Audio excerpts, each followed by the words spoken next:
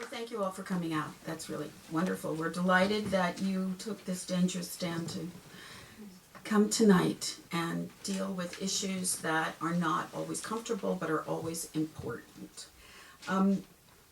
As most of you know, whether you're a writer or a reader, a librarian, a bookseller, a parent, a person who cares about books for yourself and for children, writing and editing, selecting books is about making decisions. And we're going to explore here some of the decisions that these authors have made, are yet to make, think about making. And it is, as an editor, as a publisher, I can say to you that the process of writing and editing is a magical process. And choices along the way should not be made because there is a dark censorial censor on your back, overhead, out the window looking in. You have to make choices for yourself and for really the bright moments of creativity that you're able to write whatever you want to write. Dangerous books are not new. Very quickly, in 1497, anybody remember Dante's Divine Comedy burned on religious grounds? Queen Elizabeth censored part of Shakespeare's Tragedy of Richard II. That was 1597. And Jean-Jacques Rousseau's philosophical work was placed on a list that still exists, the Index of Prohibited Works by the Catholic Church. That was the 18th century. We can move forward today, and we know, I think each of you probably knows of a story of somebody who's written a book and it's been censored. It's been taken out of a classroom, it's been taken off a shelf. Somebody says, that's not a book I want my child to read, and nobody should read that at all. These are the things that we know exist, and it's getting worse, not better, not only in our part of the world, but around the world. At the same time, what we do know is that freedom of speech changes worlds. We're seeing that in Egypt, in Tunisia, we're seeing that in China. Everywhere in the world, free speech matters, and we are lucky enough to have our First Amendment covering not only our right to free speech, but the fact that we should be respectful of other people's free speech. So if you haven't read your First Amendment lately, go back and take a look. It's really worth the time. So what we're going to do today, really, is talk about a kind of revolution, the revolution that each of these authors has inside of their heads with their relationship to their editors, to their family, to their community, to their creative spirit, as they talk about choices that they make, dangers that they do or do not find that they fall prey to, but that things that ultimately let them write what they write. We have a debut author. We have people who have, all of them received wonderful reviews and fabulous awards. So we are going to have everyone speak for 5 or 6 minutes about their view of perhaps what dangerous is, or the way they work and how they deal with the demons that are out there. And then we're going to have a number of questions amongst ourselves. And then we're going to open up the floor to any questions that you might have. The things that we're going to talk about are the creative issues, the inner risks that you might take, and then the risks from the outside. Believe it or not, as much as we all love books and everything about books and reading, there is a fiscal side to all of this. And there are risk-taking sides to that fiscal side. It's something that we may not want to talk about, but I think we have to also address, because it makes a difference.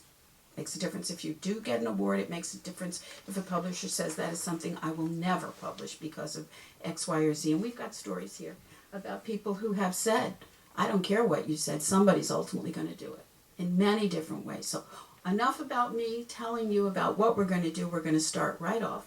And our order is one of not age of ourselves, God forbid, but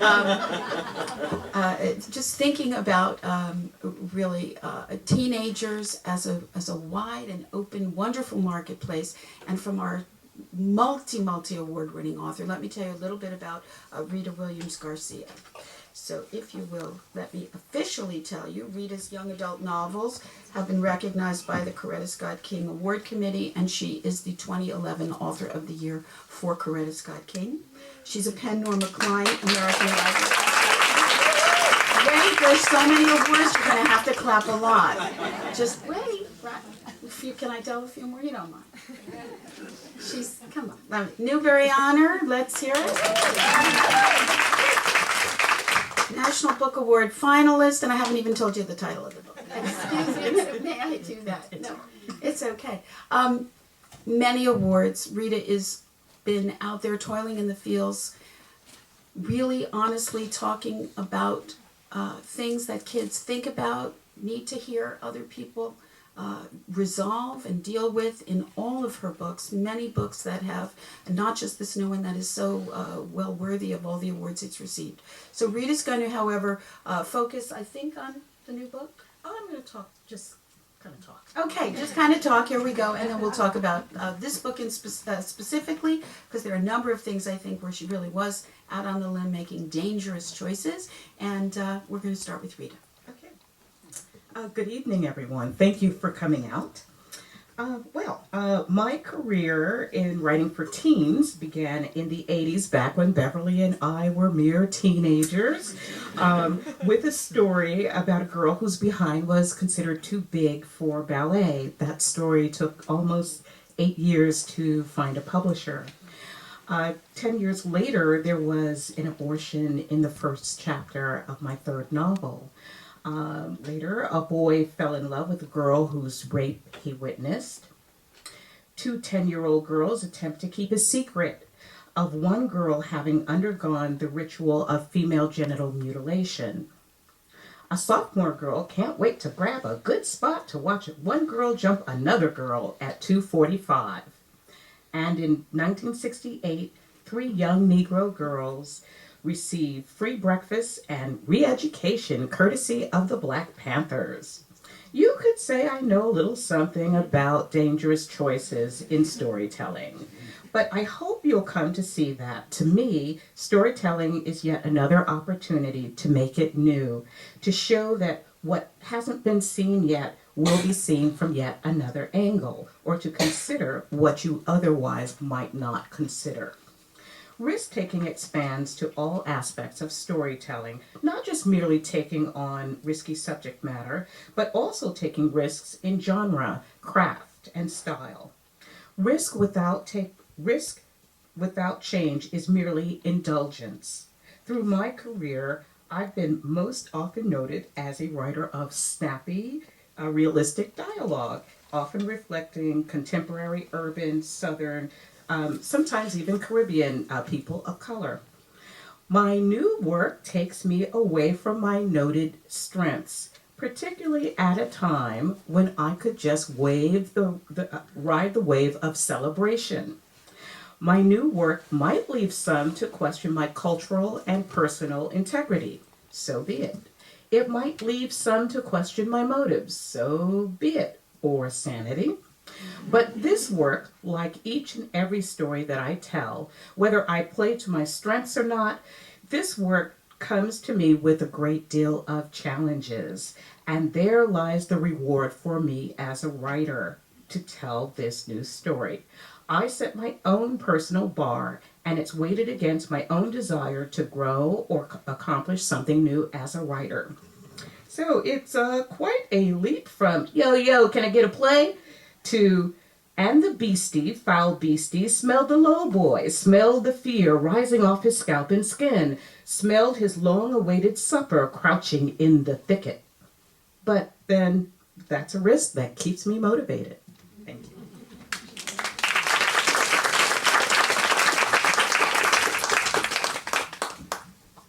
Okay, our next author is Nora Raleigh Baskin, and she is also an award-winning author of 7 novels. She's published short stories, personal narrative essays, and they've appeared in various magazines.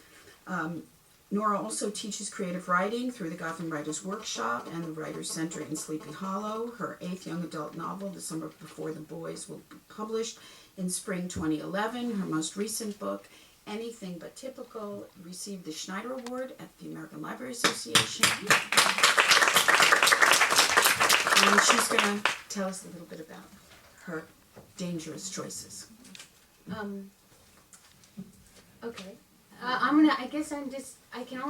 Whenever I speak to an audience, I really want to stress that I'm just speaking my experience, and I can't speak for all authors, or everyone's experience is different, but when we first talked about this panel, the first thing that came to me was the first book I published, which was 10 years ago. And I had, well, before I tell you that story, thinking about this topic, I really believe if it's not dangerous, it's really not worth writing. And I started thinking about that. For me, again, I'm speaking for myself. If it's not dangerous, I don't really have an interest in writing it. And what that meant to me, oh, I hate microphones. Is that okay? Can you hear me? Is for me, every time I return to this truth, that's how I begin writing a new book, is being the most honest I can be. And to me, that's dangerous. So when I was trying to be, I spent 4 years trying to publish adult fiction that wasn't getting published. It was all about children. I switched to writing children's fiction, and it was 5 more years. And I was trying not to write dangerously. I was trying to write what I thought would sell. So I wrote about the every girl, I wrote about the generic story. Even my Jewish fiction was very generic. It was, I'd have a theme, I'd have an issue, but I definitely wasn't being honest, and I wasn't seeking the truth. And after 9 years, in 4 and 5 combined, crumbled on the floor crying and really rejected, I just wrote the truth. I just wrote this story I had always wanted to tell since I was a little girl. And I wrote the story of my mother's suicide. And so I stopped thinking about what would get published. I stopped thinking about who would read it. I really went to the source of why I want to be a writer. And it was dangerous because because everyone told me not to write it. My father told me not to write it. My husband, who is now my ex-husband, not because of that. Everyone said, don't write it. It's not a middle grade story. It's depressing, it's sad, get over it. They had all sorts of personal reasons. Obviously, my father had a lot of personal reasons why I shouldn't tell this story, but I did it. And it actually sold to the first editor who read it. So after 9 years of rejections and trying, I learned that when writing dangerously, which for me means going back to the source, telling the truth, being as honest as I possibly can, that's the only way I can write a story. And I think every book I've written since, I have to return to that skill that I learned the first time. I have to relearn it and do it over and over. So I think that's pretty much what I have to say about writing dangerously. So, thank you.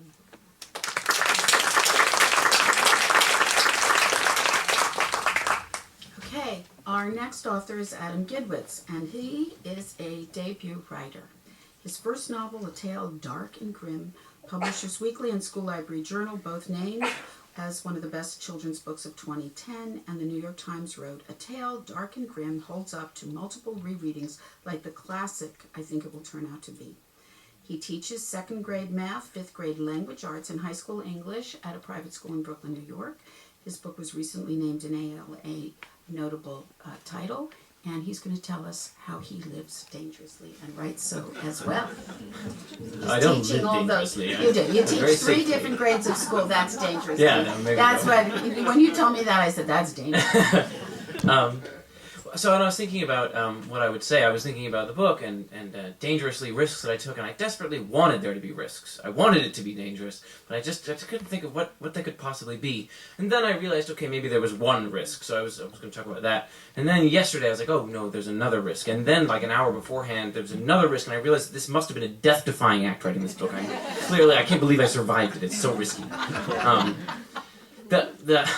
The first major risk, and this is I think the most obvious, if you've read it, is the blood. It's very bloody. In the first chapter, in case you don't know, the main characters Hansel and Gretel get their heads cut off by their parents. It's okay because they get put back on. But so first of all, I had no idea whether that was going to be okay, and there have been teachers and principals for whom that has not been okay. I've had very interesting conversations on the telephone with principals of schools who've said, we want to have you come, but how is this possibly appropriate for for children. And I've had to talk about that, and maybe that's something we can talk about, why having blood in the book particularly might be appropriate for children, because I wanted to make it emotionally appropriate, not gratuitous, not sensationalist, but doing something psychologically emotionally. So that's one danger. But I think a danger that actually has scared me a lot more, and I didn't realize I would feel so scared by it until after I published it, and then I started hearing mentions of it, and then I got really afraid that I maybe made some horrible mistake, is a formal risk that I took, which was the use of the narrator, what's often called the intrusive narrator, or I like to call the direct address narrator. Can you hear me in the back? Yeah, okay. So the narrator, if you don't know it, certain points says, I don't know why he said that, he shouldn't have said that, or this part gets really bloody and scary, or when Gretel in the 4th chapter cuts off her own finger and uses it to open a door, instead of a chicken bone, the narrator says, I don't know why a finger would open a door, though maybe it had something to do with personal sacrifice. And that's the author speaking. The narrator is there, not a character, but me speaking to my students, and or to my readers in this case. It was initially to my students. These sort of evolved out of stories I told. So the idea of speaking directly to the reader is something that I didn't even think about at first, because it's just how I talk to my students. But reviewers, some of them really liked it, and others really didn't. So I wasn't sure, did I step outside of the bounds of what we're supposed to be doing here writing?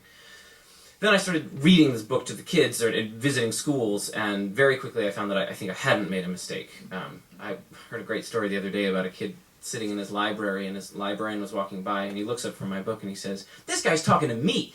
And I was like, oh, right.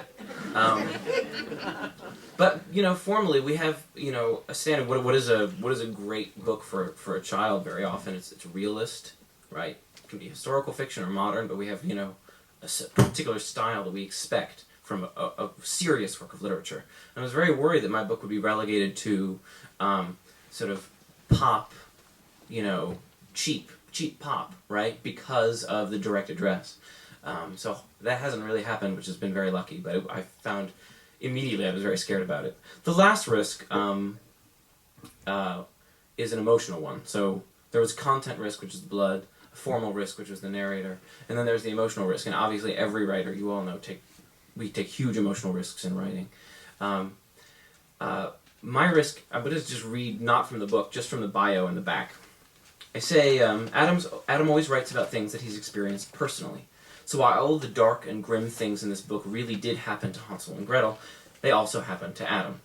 Of course, if you've ever had a childhood, they've probably happened to you too. So I lead conversations sometimes with some students when I visit schools, today for example, and about what does that mean, right? In the first chapter, the kids get their heads cut off by their parents. A boy turns into a wild animal. He goes to hell. A girl is tempted by a handsome stranger into the woods, right? What does it mean that these things happen to me? So I talk to the students about that. But particularly the frame story. In the first chapter, right, with the kids getting their heads cut off, and in the last chapter, they return the favor to their father and cut his head off. It's okay, it gets put back on. That was actually a very personal thing to be writing. What I was trying to do was take personal emotions and in fact channel a year of my life, my family life, and symbolize it, retell it, turn, as I've said, like tears into blood. I have this idea. So that was a really big risk, right? And right, when I first gave this book to my father, for example, what was he going to think, right? In fact, he immediately went to find the acknowledgments to see if he was mentioned. That's all. So putting yourself emotionally on the page like that, especially in such a garish, lurid way, right? That was absolutely the most terrifying.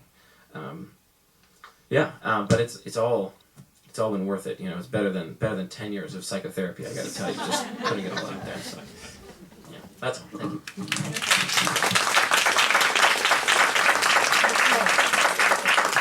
And our fourth speaker is Gary Golio, and he is a visual artist, musician, and psychotherapist. He's the author of the New York Times bestseller. Adam, you could see him. Forgot to say that. Okay. Jimmy Sounds Like a Rainbow, a story of the young Jimi Hendrix, which was named one of Kirkus's best children's books of 2010. The book received, the illustrator of the book received the Best Illustrated Honor Book for Coretta Scott King, and that was a wonderful thing. And Gary's forthcoming picture book includes When Bob Met Woody, the story of the young Bob Dylan and Spirit Seeker, the mystical journey of John Coltrane. And he's going to speak to us now. Thank you. I didn't get on this panel because Susanna is my wife. That's what I was told, that the people who were there at the meeting that night said, no, we want Gary to do this, and so I'm accepting that as the truth. I had a fantasy of coming here tonight to the dangerous panel with pulling out a butcher knife, I think Adam would like this, and sticking it in the table and saying, that's my statement. But instead I have this. I guess I'm naive despite my paranoia and my cynicism at times. And when I thought about this about 8 years ago, I was out of work, and Susanna was sitting in our library, and she was writing her books because she's a celebrated children's book writer herself. And I thought, wow, I love to play electric blues guitar, and I love Jimi Hendrix. And everywhere I went, I kept reading about Jimi Hendrix, and I didn't understand yet that Jimi was indebted to the blues in terms of his music.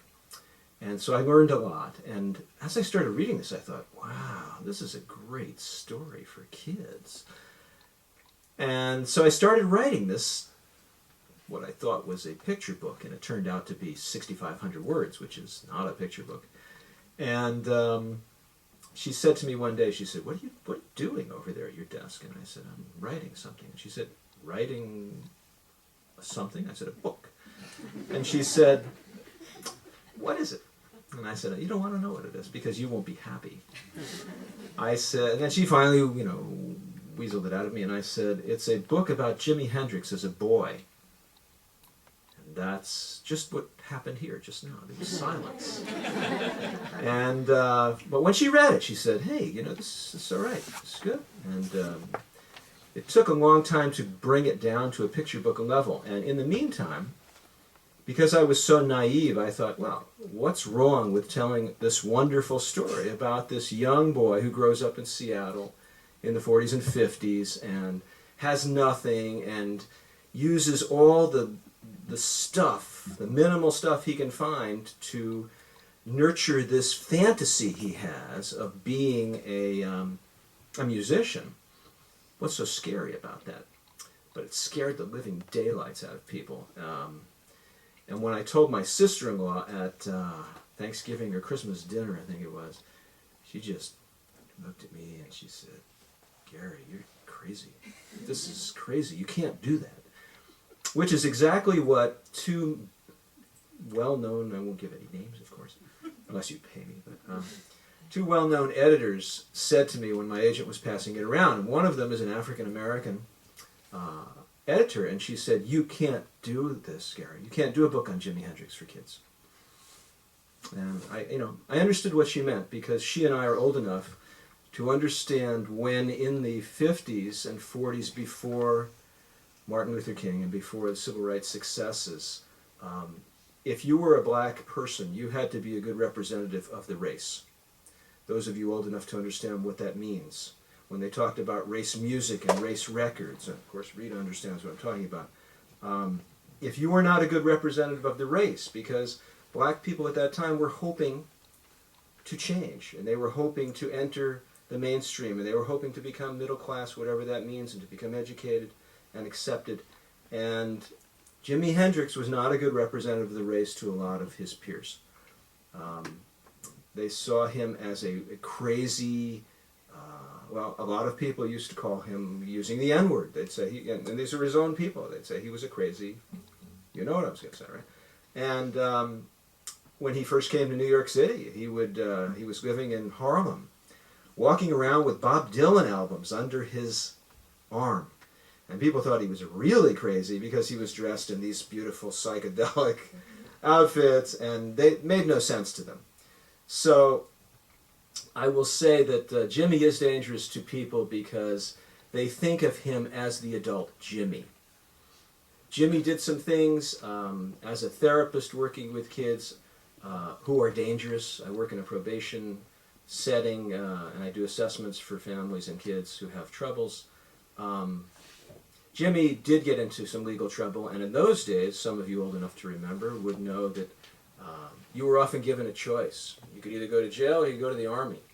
Jimmy was in the 101st Airborne. He was a great American. He served in the Army. You know, he never did anything, never killed anybody. He never shot heroin, you know. But because he was black, and because he used LSD and marijuana and drank, and because he was a very outrageous performer, he was very scary. Despite the fact that Louis Armstrong smoked pot every day for the last, 20 years of his life, and John Coltrane and Miles Davis, and if you recovered, it was okay. Jimmy was scary. I can't tell you how many inquiries I get for school visits. And it's always a librarian. I was telling Adam and a teacher, and they say, "Oh, Gary, this is great. Come to my school. Send me the stuff." And I send them the stuff, and they go to the PTA or the principal and never hear from them again. So, Jimmy is scary. My second book, which I just got an advance copy of when Bob met Woody, this is more of a mentor story about the young Bob Dylan meeting his hero, Woody Guthrie. That's not as scary. But the next one about John Coltrane, which is for middle grade kids, starts off in his youth and deals with his addiction troubles. And both Jimmy and Bob experienced similar things. They experienced a lot of loss, tragedy in their lives at an early age. As a therapist, these are the things that underlie addiction. I know that. People just don't become bad seeds or bad kids for no reason and start using drugs. They don't. But the Coltrane book will be okay because it deals with his recovery through his spirituality, leading up to the creation of A Love Supreme, which was his masterwork that he dedicated to his concept of God. That'll be okay. But I was very, very gratified, and I'll finish by saying that I was very, very gratified, never expected Javaka to receive the Illustrator Award from the Coretta Scott King Committee.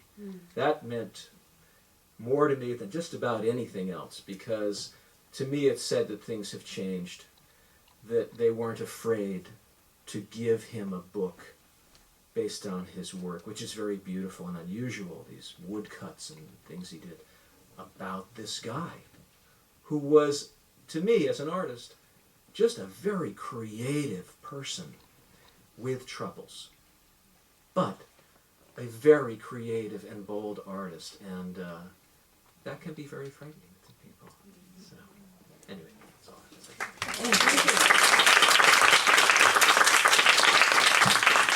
I think one of the things, just listening to our author speak, and as a publisher and editor, I can say is that very often kids react totally differently to the material than the adults in various positions. And you may react one way if you're a parent, you may react another way if you're a principal or a librarian or a teacher. But the other thing that I think is very often something that is startling to see at times is that people react with enormous fear, shock or something, to fictional characters. Now, it's one thing if we're talking about Jimi Hendrix being something that a person, people might think, well, for this or that, any view, this is not an inspirational story for young people, or this is a life that in our community we prefer not to hold up as an inspirational. And maybe you can understand any of those points of view. He was a real person, you can determine whatever. But what is always interesting to me is the fear, or the occasional fear, or the reaction to characters who don't really exist except in the book, right? And one of the things that I think, and Rita, I was going to ask you if you wouldn't mind answering a question. I've just finished your wonderful book, and you've combined fictional characters with real characters in a book. And maybe you could talk about that combination and why you chose some of those interactions and the transformation. I think what is so interesting, of course, when you're working with fictionalized characters is that you can more easily, although it's not easy to do, have characters learn and change. Well, with One Crazy Summer, I had an awful lot to work with. The canvas of the 1960s is just really, it's vast. And so the hardest thing for me, first of all, was to choose which real figures in history, which real people would I include. And so I had to really start to narrow that down. For me, it was fairly easy because I always lead. I always allow my character to lead me, and my viewpoint character was an 11-year-old girl who had some access to the world. She watched the news and she read the papers, and Big Ma was always giving her a point of view and so forth. So she had some kind of contrasting views on things, but kind of face to face, being there amongst people who were activists, being in possibly a place where Eldridge Cleaver or Huey Newton might have been, it kind of changes it for the child. That becomes a very real person. In her case, it was really kind of coming face to face with little Bobby Hutton's story. And this is, I chose him specifically because he was the youngest member of the Black Panthers when they first began. He was about 15 years old, and he had to, oh goodness, I'm going to say the wrong name, but Bobby Seale, and Huey Newton made him get his mother's permission for him to join. But this is a young man who met a very tragic end. He was murdered by the police when he tried to surrender. So I chose this character in particular because he's only about 5 years older than Delphine. And so that closeness is enough for her to kind of see that, oh my goodness, here I am in this place, and this could happen to me, or something could happen to my sisters. So it's always, for me, it's always a matter of really not just taking a figure, any figure, but the one that is in that direct line of vision of that character, so that there can be something for that character to really, really connect with. And it was the closeness and that here they are playing in this park that they want to name after this person, and what do I think about that? And on one hand she wants to be part of the movement. On the other hand, she's responsible for her sisters. So she is like many other African Americans around that time, even though I put it in a form of a small girl. She is someone who's on one hand wants change, wants things to change, but on the other hand has the reality to deal with of real brutality, real discrimination, these very real things that African Americans faced in those times, very dangerous things that they faced. So anybody who took a chance who stood up, spoke up. Wore an afro was often taking a risk. Sometimes it's even the very symbolic things. We're taking a risk. What I did was I just really chose very narrow, very focused, Right. very intentional. Okay, Adam, a question I have for you is that actually, although they're fiction, the great Grimm stories are well known, right? And we know that the original Grimm stories were quite grim. You didn't live happily ever after. And two things. One, you spoke of the intrusive narrator. If you read Adam's book, you'll see he tells the story, and they lived happily ever after, and you turn the page and it says almost. Right? Almost. And then again, maybe not. So you took the not real characters, of course, but the well-established Grimm's fairy tales that have been changed in every country. You can read variations, translations of fairy tales, but many of them, and certainly in the American market, by and large, they've been made happier. And you went out there and basically decided how so that you were going to take the Grimm's fairy tales and do your own take on retelling. Right.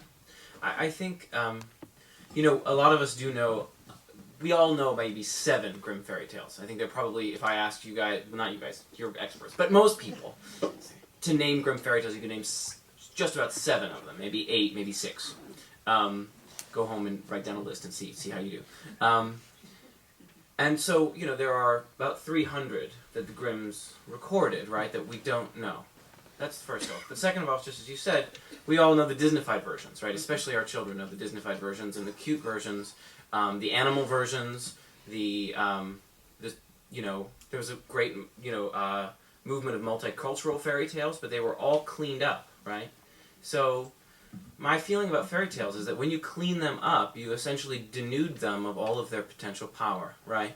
That much of their symbolic power comes from the grittiness, the blood, the scariness, right? If a fairy tale isn't scary, you may not be speaking, you're probably not speaking to that deeper level that children so desperately want to be spoken to on.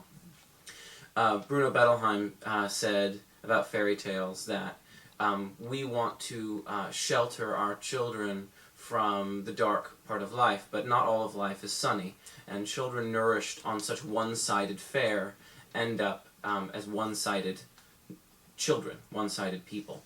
When you think about The Three Little Pigs, which is not a Grimm fairy tale, but is a traditional fairy tale, Bettelheim, who I think has got a lot of great ideas, I don't agree with everything he says by any means, but he has a lot of great ideas, talks about the wolf as an embodiment of the children's antisocial desires, right? They love the huff and the puff and I'll blow your house down, right? They love to say that, right? They love to pretend to be the wolf. When you take the scary parts out of the fairy tales, be it for little ones or for big ones, you're denying those parts of the children. And if they're only reading about sweet, cute children, they know that they're not always sweet and cute, right? So then they feel like they're bad, right? Or that there's some part of them that they cannot acknowledge. So, my characters are constantly failing, right? Before Hansel turns into a wild animal, it's because he keeps killing innocent creatures in the forest, right? And he walks out of the forest covered in the blood of a dove. And he feels horribly guilty, right? So these darker emotions that the kids have, which are often, again, tears into blood, physicalized in the fairy tales, justifies the kids' emotions about themselves and the world, right? So that's why it was really important to me to get away from the singing mice in Cinderella, as much as I love the song, Yes. and to these things that justify and make acceptable to children their own antisocial, angry, dark feelings, emotions, desires. Okay. Well, Nora, I have a question for you. For your new book, Anything But Typical, you've got a character, Jason, who is autistic. And in some ways it's dangerous to choose such a character. And in other ways, I would say that one of the things that you deal with is the desire still for some character who has this kind of issue, problem, that the simple desire to fit in and have a friend is dangerous for him in some way if he reveals too much. And so I guess I would ask you to explore, for our folks here, why you chose this character and how then you were able to explore what is for so many the same kind of fear, and that is having somebody know who you really are, and will they still be your friend? But I guess the issue is starting with the choice of an autistic young boy.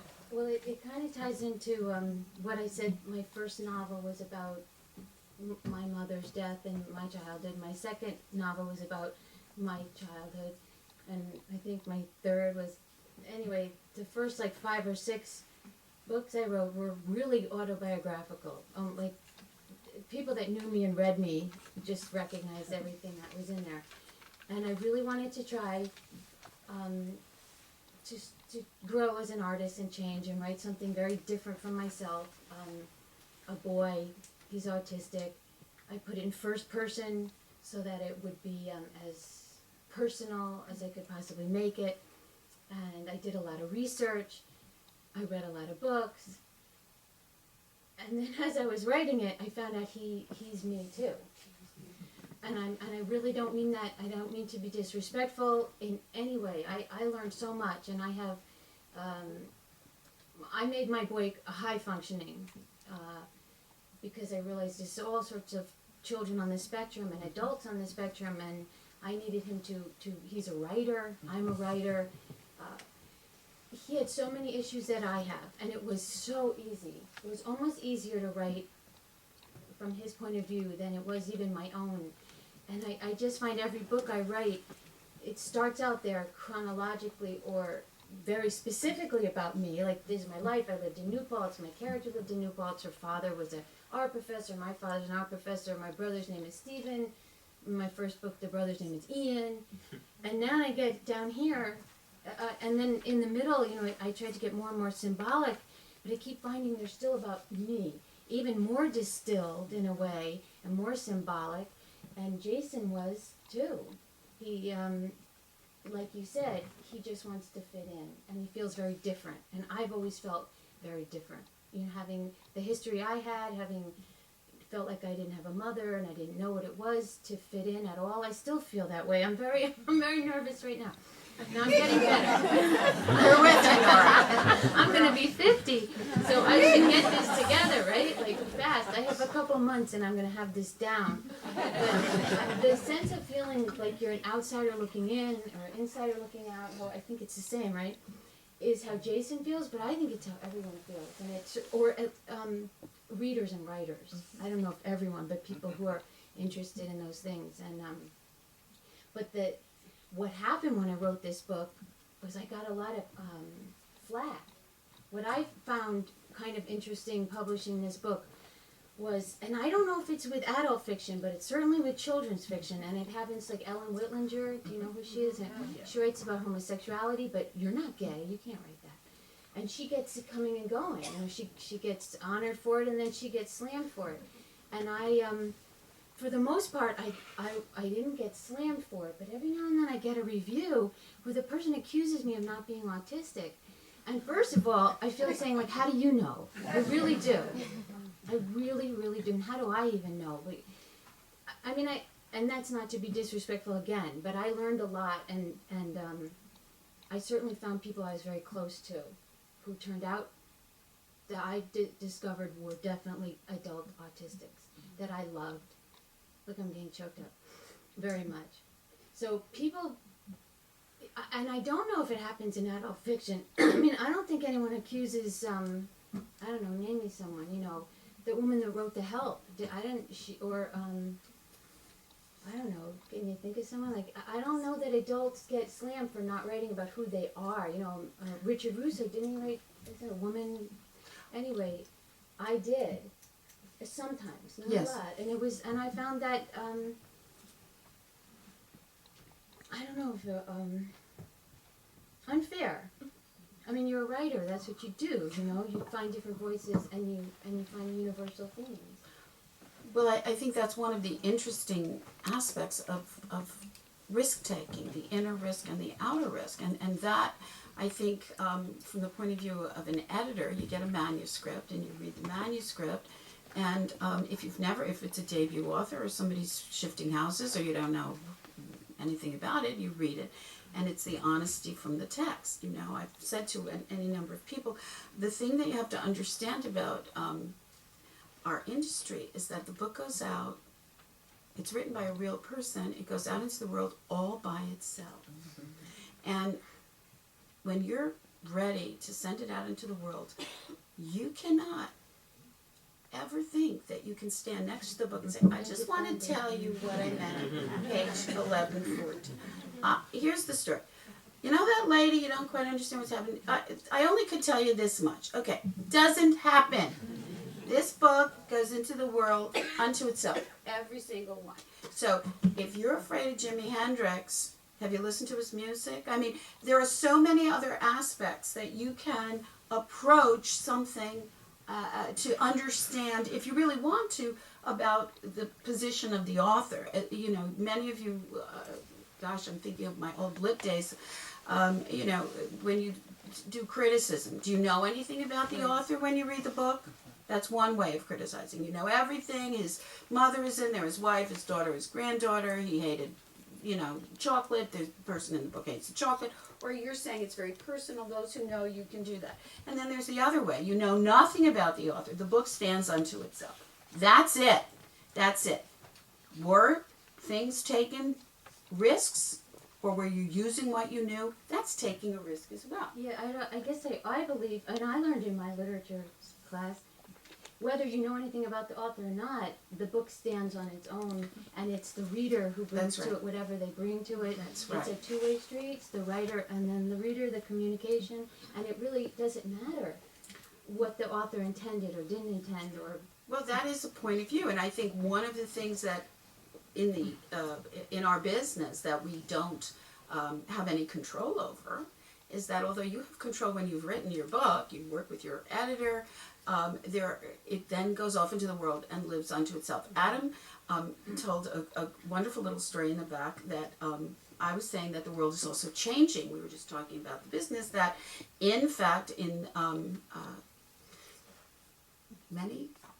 for many years, we knew that our books were going to young people, to adults and everybody as a physical book. It's now called a physical book versus an e-book. And the world is changing now, and there are e-books. And will you tell the story of what happened when you were speaking? Yeah, I was speaking at a school, and I was talking about the book, and one of the things, I mean, with especially the dangerous fiction, is that we hope, we at least believe that it goes through the hands of parents first, right? Before, or librarians or teachers somehow, right? Kids aren't, you know, a 7-year-old isn't walking to a bookstore and saying, you know, here's my credit card and I'll take, you know, Lolita straight on down.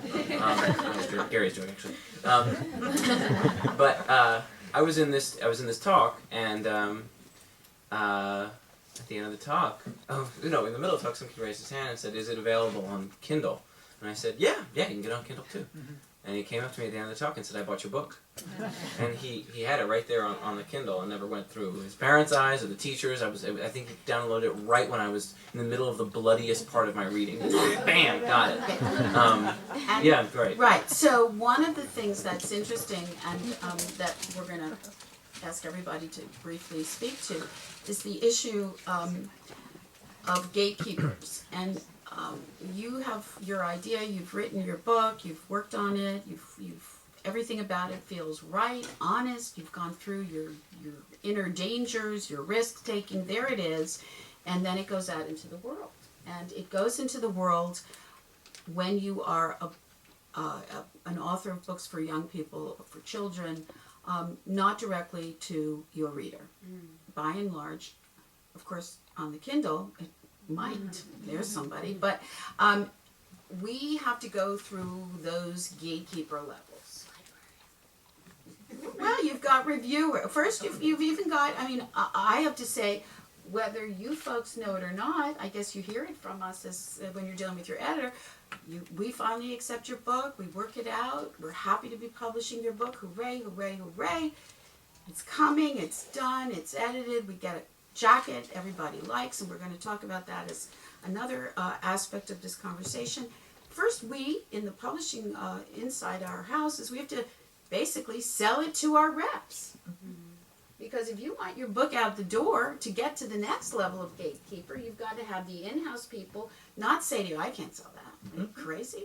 Jimi Hendrix for 11-year-olds? Well, there you go. You've got your editor finally saying, I love the book, we're going to do it. And then somebody comes saying, oh, that's a mistake. FGM for about 10-year-olds, yeah. It's very hard to push. You know, that's a kiss of death. Right. Why? So one of the things that is so complicated in our industry is that we are not able to go directly to the kids. And when you can, the response is so different. Now, I don't know how many of you, in our office, one of my poor assistants gets all the mail of various authors. You know, and it goes directly to the author. We send everything on. But occasionally an author will call and say, I got to read you one, you know, and you get the kids and they're saying, and maybe any of you want to share, have you gotten letters that have made people say, you know, you made me read or you changed my life. It's a very exciting thing. Adults do it too, but when you get it from a kid, right? Yeah.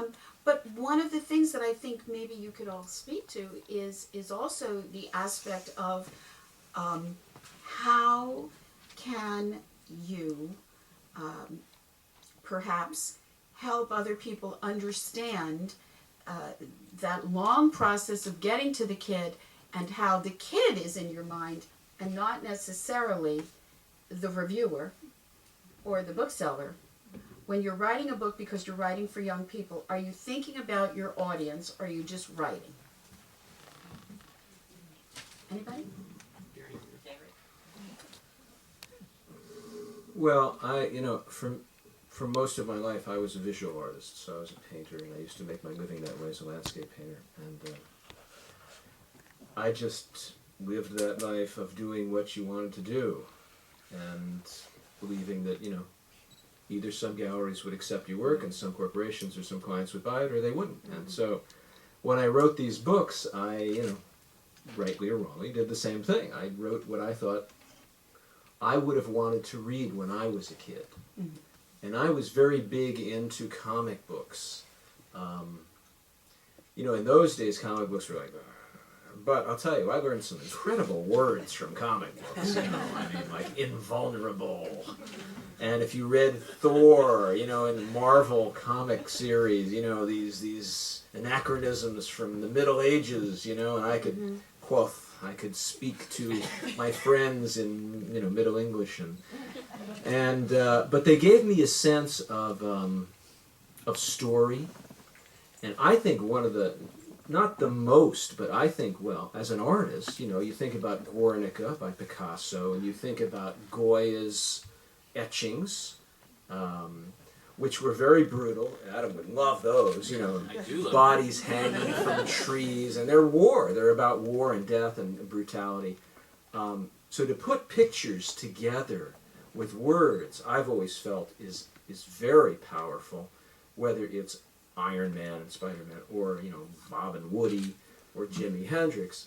So to me, that was one of the ways that I knew I was addressing kids. Because I relied on this guy to do something very different, and what he did was he went to, and this Javak is he's a very unusual guy. First of all, he looks like he's 17 when he's 40 years old. Javak is not here, right? He's 40 years old, but he looks great, and he's a handsome young man, and he's very childlike in certain ways.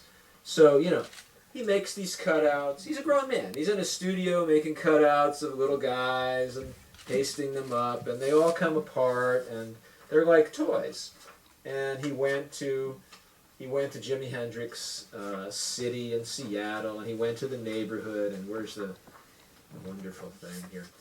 And he bought recycled plywood, and he cut it up, and he carved it, and he did all these things. And when I saw that, I was like, to me, that brought me back to comic books and the power of the image with the, because the image says things that the text can't say, and of course vice versa.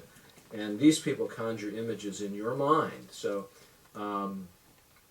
to me, that's how, that's the foundation from which I wrote, which was, let's conjure images with the text, and hopefully the illustrator, will do something different to complement that, and even sow seeds of other images in kids' minds. And, when Adam writes, and Rita and Nora, and you're reading these things that are powerful, and I think Adam was talking a lot about Carl Jung. I don't want to be too arcane here, but, it's a cliche to talk about darkness and all that stuff, but we all have those aspects of us that we don't want to look at. So kids say, well, there's another boy who didn't have anything. There's another boy, well, they don't know this in the story, whose parents had some serious problems. Jimmy's mother was alcoholic. She left the family. But, kids will say, oh, my parents also got divorced. My parents have these problems. I think it's very important for kids to have a place to relate, so that they don't say, oh, if I'm not squeaky clean, just like that story, what do I do with those parts of myself that don't fit, that you can't show to other people because they'll reject you? Mm-hmm. So, and telling, you want to tell about your father who lost his arm in the war, or do you want to tell about your mom's story? There is, of course, a difference when you've got the visuals with the text. And then there is the word building that you have somebody see when you're writing. And I think whether you're writing middle grade or YA, you're basically working towards helping somebody envision whatever that story is in a way that becomes quite intimate. I do think, and I believe that very often young people can digest as much as they want, and if they don't get it, they pass right over it. They don't find themselves moved or upset. Sometimes they get upset, certainly. But I think there are certain levels. You can read a book at one age, and then you can read it again, and it means something else to you. Occasionally, I don't know if you're at signings and people, my little Johnny, he's only 9 years old and he's reading Dostoevsky, and you say, well, that's fascinating. It's a funny thing, and he really is ready to read Dostoevsky. He probably won't get it because you ruined it for him. But I do think that when you're dealing in all of your books with issues that are dark, dangerous, instead of saying, or having, critics saying, oh, they're, mutilating the minds of young people, I think we have to be, and that's what I think all of you do, respectful of our audience, of the kids, One of the things that I think is also interesting is that there are other clues that young people get. Obviously the copy of the book, the flap copy, and then the art. So I think we're getting to the point where I'm going to open it up for other questions, but does anybody want to talk about how the jacket artwork has or has not, in their minds, helped, hindered, or given some kind of, clue to the darkness, the dangerous aspect, or the appealing quality of the book for young people? Anybody? I'll go very quickly. Goodness gracious! Don't make me say it again. This is this had been a particular rant for a long time, and I've tried to put it behind me. But since you bring it up, oh no, I would hear it. Okay, so I did write a novel, young adult novel, Every Time a Rainbow Dies, and it is now out of print. Thank you. And so when the paperback finally came out, and I saw it for the first time, I thought, oh my goodness, what is this? I thought, okay, Rita, you are overacting. But then I would go out and do I'd go out and do the signings at book fairs and what have you. And this is where it got very scary for me. Little 9-year-old boys would come running up to me with, oh, this is that book with that cool wizard. I saw this picture. I want this book. Right. And so instead of saying to them, this is a story about a boy who is deeply emotionally withdrawn and he falls in love with a girl whose rape he witnessed, I say to the 9-year-olds, I say, oh, you like this book? Let me tell you all about it. It's a love story. But by the flip side, their 14-year-old sisters would come by and they'd look at that science fiction thing and be like, what that? What else you got? So then I would have to say, girl, let me tell you this love story. And I would have to, give them kind of play-by-play. And then they would still kind of look at me like, because of the cover. So it was, I can't really speak to what the motivation was behind the cover. I'm sure it was to, I don't know, make sure the book never be seen by anyone. It's something that that's very painful because this is a book that I felt never really reached its audience, and jackets do matter. That's my little painful tell. I have a gripe. I have a similar. While we're at it, covers really do matter. And I had in the Company of Crazies is about a girl who it's an existential crisis when someone in her class dies and she acts out and shoplifts and gets sent to a special school, and the cover is a big lollipop. It's just a big. It really was, and I wasn't. It was I think my fourth book. I didn't feel like I had any. You get the crown.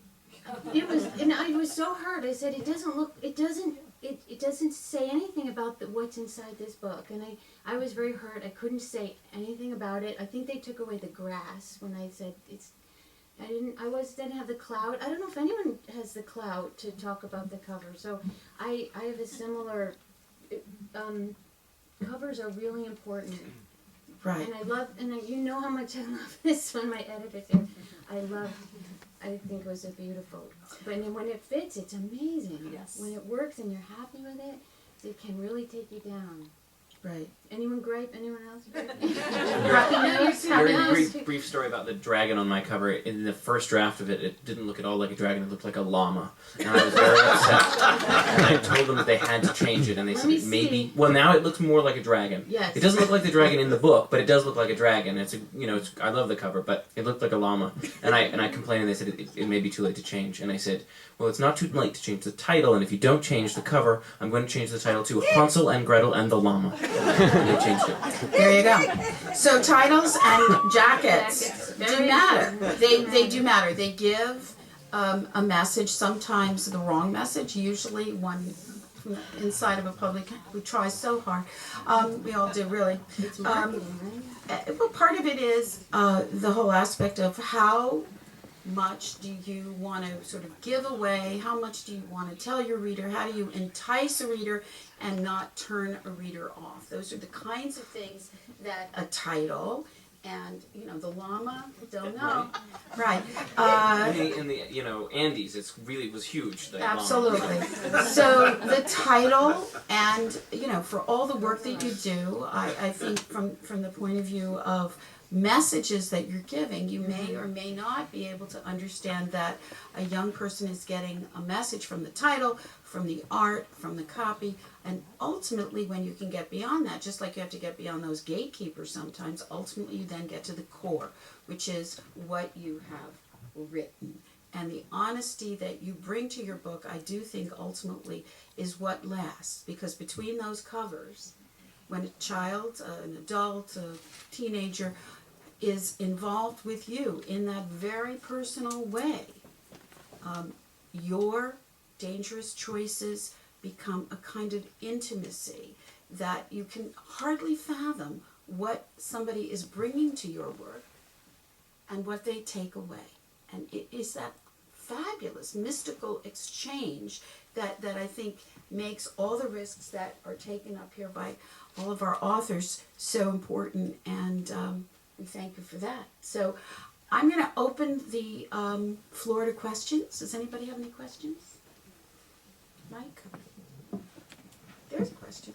Hi, yeah. This is for anybody in the panel. Have you ever been encouraged to write more dangerously? And if so, how did you respond?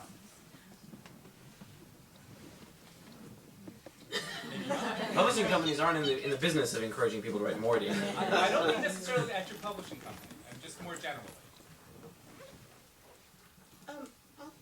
I'll take that. There was a period when I believed that people thought I had this kind of a wheel with choices. Okay, rape, sodomy, Gomorrah, and let me spin it and throw a dart, and that's what I'll do. I have to say that there's something in me that says if the story is there and it really blooms in my mind, and I think beyond whatever the issue is, but I go deeper and deeper into this story, then that is what I'm going to write. There was a story that I was very serious about doing. It was I love football, and I was going to write about boys who go to a camp, football camp before the school year, and to initiate two boys would be sodomized. I walked around with that book for a long time in my head, which is basically what I do. And then I just kept saying, but where is the character and where is the story in that? I get it, I know it happens, but where is it? For me, the reward is always some other way that I can look at that. To me, the sodomy would be just simply the thing in the book, but what else is there? If there isn't anything else in there and I can't find that character, then I'm not interested. And I love football. And so, strangely enough, a few months later, it happened. Let me just say, it was reported on the news, and so I was kind of relieved that the news, that Life had kind of done it for me, and so maybe now people will take a look at sports abuse, whatever, that they don't need me for that. And so I don't have a problem with letting that story go. But that would have been, to me, a story that would have just said, okay, so where else is Rita taking this roadshow? And instead of really looking at a story that offers something very complex and interesting and wonderful and even scary to readers. So, yeah. Anybody else? I would just say something quickly too, and I'll make it fast. I really applaud the editor who bought my first book on Jimmy, because I had been with another wonderful editor whom I love, and we were doing other things together, but they had the book not under contract, and if you're a writer, sometimes this happens, and they worked with me. We edited the book for 8 months, and it went through the committee twice, and everybody loved it, and the editor-in-chief loved it, and she loved it, and everybody on the committee loved it. And I always forget if it was the marketing or what's the other one, the sales rep and the market. Somebody at the very last minute said, how are we going to sell this book about Jimi Hendrix in Ohio? And that was the end of that. So, when this lady bought it, Lynn Polvino at Clarion Houghton Mifflin, she said, Gary, just write about it. And in the back of the book, we're going to write a section about drug abuse, because that's what you do with teenagers. And we're going to lay it out there, and we're going to co-op, we're going to take that head on, and we're going to do it ourselves instead of waiting for somebody to say, come on, Gary, how could you write a book about a drug user? You know? And so we would have that call, and so she was always doing that. And then she was crazy enough to buy the book on John Coltrane, which is really about him becoming a heroin addict. And the word is never used, and I guarantee you, people will read that book and say, how can they use the word heroin in there? You know, it was never used. It's never used. But I think that there are editors out there who do encourage you to do the true thing. I don't know if it was Nora who said that before. To the true thing, which you have to do. Because otherwise it's not authentic. It's just, you know, I had an idea. I've written several half novels. And there's one about a boy who gets somewhat inadvertently molested by the man who's the gym teacher, but he's also a teacher of social studies. And, you know, and I said to my wife one day, I said, you want to make $1 million? Just write the YA book about the boy who gets molested by a priest. You can do it. Somebody could do it. I've worked with men who never told anyone till they were recovered from their drug use that they had been molested by teachers and priests. I could write that book, but I don't have a need to write that book. So, a la what Rita was saying, you know, if I felt the need, then you could do it. But if you're going to be true to yourself, you're not going to do it just to sensationalize it and say, wow, I'll get a lot of press out of this one. I'll probably get some death threats too. So there are editors out there who really do want you to write what only you can write. And that's the great thing. Right. I think, you know, we're in an extremely competitive marketplace now with a totally changing landscape. One of the things, I don't see too many other questions, but one of the things that, I don't know if we haven't had this, but an interesting element is the international aspect of the American book in the world at large. And I don't know how many of you have yet had your books in either Britain, which is totally, believe me, it's a totally other world, and even though they speak English or they think we speak English or one or the other, but then books in translation. And if you've ever dealt with books in translation, or if you're not aware of the very different aspects of books from America in other parts of the world, you know, at a certain point in time, certainly people can say big best-selling books. It happens, you know, in the adult market very quickly. You know, how many people in this room have read Stieg Larsson? Anybody? Girl with the Dragon Tattoo? Any of those books? Okay. So, you know, those books were popular in Europe. If you ever took the metro, the subway, if you were in Frankfurt, whatever, people were reading Stieg Larsson like 7 years ago. Nobody in America wanted those books. Another Swede is Henning Mankell. Okay, Henning Mankell, before Stieg Larsson, was writing internationally. You may now have seen Inspector Wallander on the Channel 13 mystery 6-part series, but those men have been around a really long time. Okay, years ago I bought Henning Mankell for young people, and you can have any number of those books that you'd license. I have them all in my office. This is a world famous writer, and we have to have other voices on our list, right? The European sense of what goes, sex is not an issue, but the blood, wait a minute. Just wait a minute, you know. This is the reverse in this country. It's the reverse in our country. In our country, you can have as much violence as you want. Yeah, violence, good. Okay. Sex, no. No sex under 12. Okay, I'm not making light of it. I'm just saying another aspect of all of what we're doing, issues of culture, of color, of fitting in, of all of the aspects of drugs and everything else that we're talking about, is very different in other parts of the world. You see that in films, if you see foreign films, or you see the exchange going on. So I don't know, do you have any stories from international? Do you have one, or have you had that yet? No, I just had when the Scholastic wanted me to take the bra out of, in order, I was telling you on the phone. Right. In order to put the book in their book fairs, they wanted me to take the bra. She just was trying on a bra, and I guess that constitutes sex, right?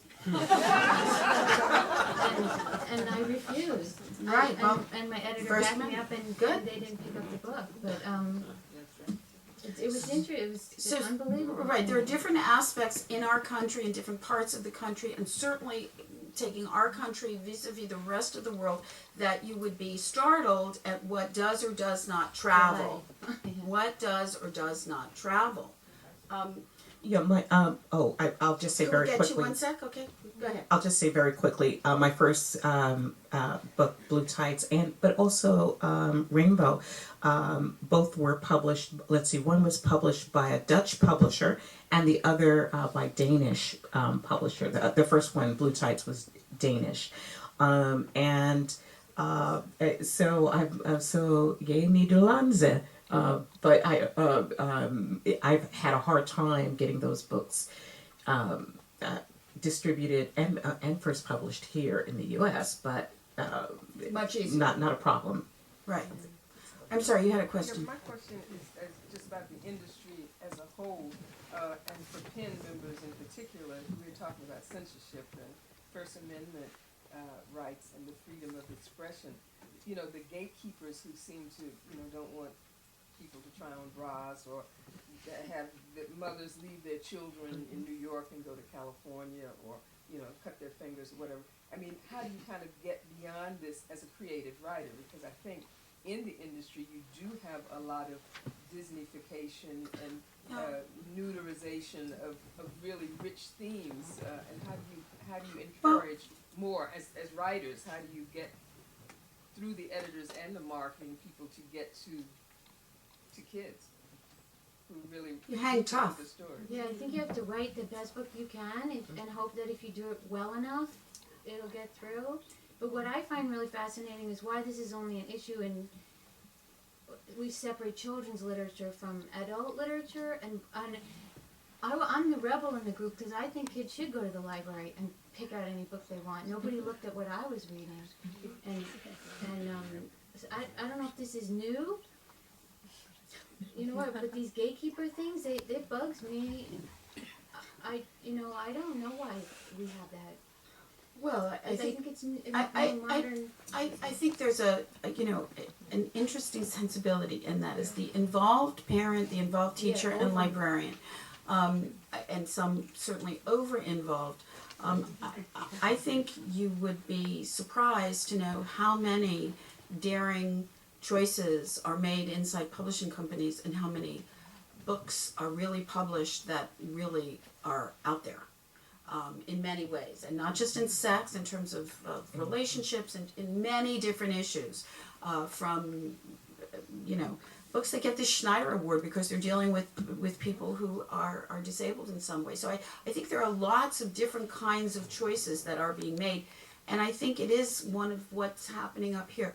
The very best books, everybody here might have had something where people said, you're going to write about that, you're going to write about the Grimm's fairy tales in a dark way with kids, killing their father, or you're going to write about a drug-addicted musician, or you're going to write about somebody's mother who commits suicide. These are topics that probably, we don't need people reading about, and yet they've all been published to much acclaim. And I do believe, across the board, although there is a sense that it's hard for all of us to overcome, and that is the sensibility that we have to protect our children, which is very much part of the American culture, very much part of the American culture. At the same time, I think there are a lot of wonderful books that are being published, and the thing that is so great still is that word of mouth. And never forget that a kid who loves a book probably shares that with somebody else in some way, shape, or form. I wanted to, you said, how do you think about children and not the censors. And I'd be interested to hear. You also asked a similar question about, what are we thinking about when are we thinking about the children? My specific strategy is when I'm sitting in front of my computer writing, I write in front of my computer. I choose 5 or 6 students of mine from the last year or few years, the toughest ones, the ones who don't sit still, but the smart ones who really want to be stimulated on all levels. And I write for them, and I really picture their reactions to each one of my sentences, especially the second or third time through. And it is hard sometimes because eventually, every once in a while you hear like a knock on your mental door, and it's the principal poking her head in, right? Or the librarian from down the street poking her head in saying, I'm not sure you can do that, and I just try to shut the door as hard as I can and focus on the faces of the kids. You mentioned, Betty, earlier about kids only getting what they're ready to get. I found very much that was the case with this book. There's the chapter where the girl gets tempted into the house of the mysterious handsome stranger. I read, when I have 4th graders read the book, they say, yeah, it's scary. When I read it to a group of 7th grade girls, and they were terrified. It was because they were ready for it and other kids weren't. So I'd really be interested to hear what you guys have to say about how you're thinking about the children. I'm trying to picture them and reacting to their faces in my mind and trying to keep those censors out of the room if I can. I just want to speak to your request. With No Laughter here, and this is a story that involves female genital mutilation. With that story, and I think with all my stories, the writing is my thing, and I really go into myself, not into my personal self, but into my visual self, and so I have to be open to thought, and when I write, I don't include my editor. I don't include other readers. I include no one when no children, nothing. I write that story. When I go deep into myself, I'm going into those 2 little girls. People are always writing to me and saying, "Oh, your characters seem so real." I put a lot into them. So when they are together, whispering in each other's ears or talking, it is outside of my research. It's outside of the political groups who have agenda about how female genital mutilation must be depicted. And yes, there are those groups. It is outside of all of that. I don't care about that. I care about the characters. I'm first and foremost I am the person I'm the advocate for my characters, and it's up to me to bring them to life. Now, eventually, I will have to show my work to my editor, not an editor. She's been my editor for, okay, she doesn't like me to say how long. Okay, but anyway, and she will ask me some of the hard questions about what can happen and what can't happen, and I will think very long and hard about my choices. But a friend of mine, M.T. Anderson, had once asked me about Octavian Nothing. He was getting ready to write this story about an African American boy in the 18th century, and he had asked me, what did I think about that? And to me, that is your story. Whatever, you have to just simply be willing to stand up for that story. You are the author is also authority. You are the authority of that story. Like Beverly was saying, you can't run around with an explanation and an apology and with someone else to corroborate your work. That has to come from within your drive to tell this story, and that comes with me no matter what story I'm telling. And so, yes, it was very hard to push through No Laughter here. But one of the wonderful things about telling that story and telling it through these girls and not through all the other machinery that's around is going to the classrooms and talking to boys and girls about this story that they have read. And they will always surprise you as to who they are. We think we know who children are, but we don't know until we actually talk to them and hear their minds at work. And it's always a very refreshing and inspirational thing to feel, perhaps sometimes so ignorant, so, who am I to limit what these children can process, because they rise to the occasion every surprising time. And I can tell you, it is usually the young men who stand up to the plate and can really talk about this subject with great sensitivity. So we do have to write the best book that we can, and through the eye, and for me, it's always through the eyes and heart of that character. And I do have to step away I have to block out everything and everyone around me so that I can be the agent for those characters. So.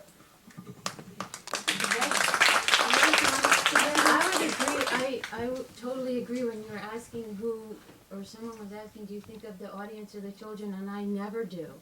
In fact, every time I write a book, I'm like, who's ever going to want to read this? and you really feel that way. And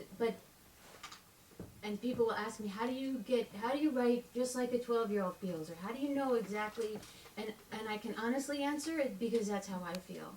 And I just really still very much feel the anxiety and angst and emotions. They're very close to the surface of my life, so it's not hard for me to access that, but I don't think about who's going to read it. In fact, I'm always wondering who's going to read that. But as I said when I started, if I don't write, like every time I try to write something I think will be entertaining, or will entertain is a whole different issue, which I think is really important, but every time I try to when I am any way removed from that place, it flops, it doesn't work. And I have to go back to the beginning, I have to go back to what's true and what's real and what's authentic, and not, like you said, I don't think about anyone ever reading it, just me. And that's enough. I'd fail any other way. I'm afraid, I hope you'll be able to ask questions. The authors are going to be signing books, and it is time for us to stop. So I didn't want to not take these two questions. I hope you'll come up and talk to people when they're signing outside. And we thank you so much for coming, and we hope you have